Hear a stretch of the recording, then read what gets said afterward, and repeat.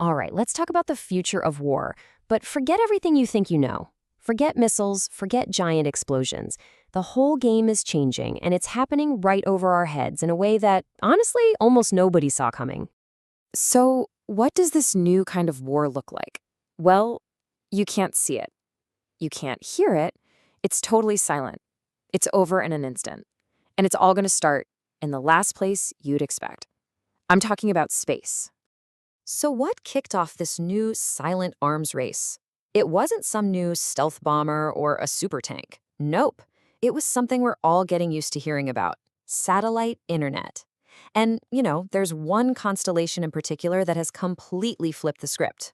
Yeah, we're talking about Starlink, and the scale of this thing is just mind-blowing. We're looking at roughly 9,000 satellites whizzing around in low Earth orbit right now. That is, by far, the biggest network of its kind. It's literally blanketing the entire planet in data, and in doing so, it's created a totally new form of global power. See, here's the thing about Starlink. It's got this dual personality. On one hand, you've got this awesome public utility, right? It lets you stream movies in the middle of nowhere. It's helped people in places like Iran get around government censorship. But on the other hand, it's a powerful strategic weapon.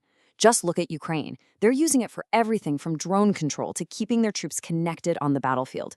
This dual-use nature means a private company is now a major player on the world stage. And you can bet that makes some countries really, really nervous. For a government like China, Starlink isn't just a tech company. It's a red line. Their entire model is built on controlling information, on censorship. So a system that can just bypass all of that and beam unfiltered internet straight to its people, that's not just a challenge, it's seen as a direct threat to their power. This brings us to a core belief in China's strategic thinking, something you hear from their top military minds. Future war begins by blinding the enemy's satellites. If you want to win on the ground, you first have to dominate space. So, with that in mind, there was no way they were just going to sit back and let this happen.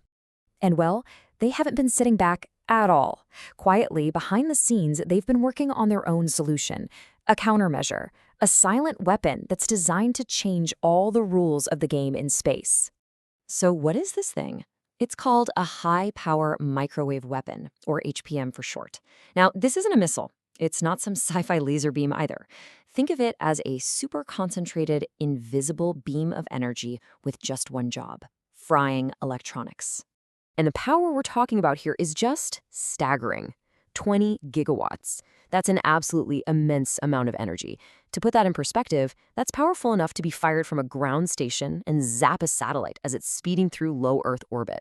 Okay, so let's get into the nitty-gritty. How do you actually kill a satellite with this thing? Because the way it works is what makes it so unique and, frankly, so worrying. It's all about a clean, quiet kill. The weapon fires a pulse of microwave energy. This pulse doesn't blow the satellite to pieces. Instead, it overloads all the electronics inside. The onboard computers just freeze up. The power systems fail. Poof! The satellite is basically brain dead. It's still up there, floating around, but it's now just a useless piece of metal. And here's where it gets really effective against something like Starlink. You know how those satellites travel in these long trains or clusters? Well, a single pulse from this weapon could, in theory, knock out multiple satellites at the same time. You don't even need to take out the whole network. You just need to create a blind spot at the exact right moment during a conflict. This is what experts call a non-kinetic space weapon. That's a fancy way of saying it doesn't hit things with other things.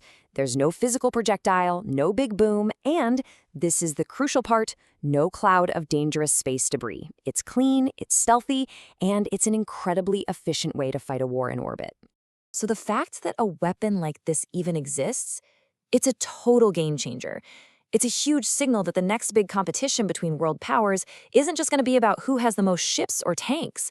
The real battlefield is now space. There's an old saying in military strategy: the best weapon is one you never have to use. And that really fits here. This HPM weapon isn't just about attacking. Its mere existence serves as a powerful deterrent. It's China sending a clear message: hey, your space assets aren't as safe as you think. And because it doesn't create a massive, chaotic debris field, the threat to use it is actually more believable, which makes it even more effective. And here's another really tricky part. This weapon exists in a legal gray area. See, the big outer space treaty bans weapons of mass destruction in orbit. But what is this? It doesn't cause a massive explosion, it doesn't create debris, so does it count? This ambiguity makes it incredibly difficult to regulate, and that's a dangerous place to be. So what happens now? Where do we go from here? It really feels like we're at a fork in the road with three possible futures. First, networks like Starlink have to get way tougher, more secure. Second, we could see the US, China, and Russia dive headfirst into a full-blown space arms race.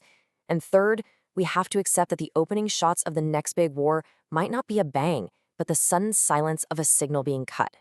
Which brings us to the brutal new reality of the 21st century. Think about it. Our militaries, our economies, even just our daily lives, they all depend on satellites. The ultimate high ground isn't some hill anymore, it's orbit. And the new rule is simple. Whoever is blinded in space loses on Earth, period.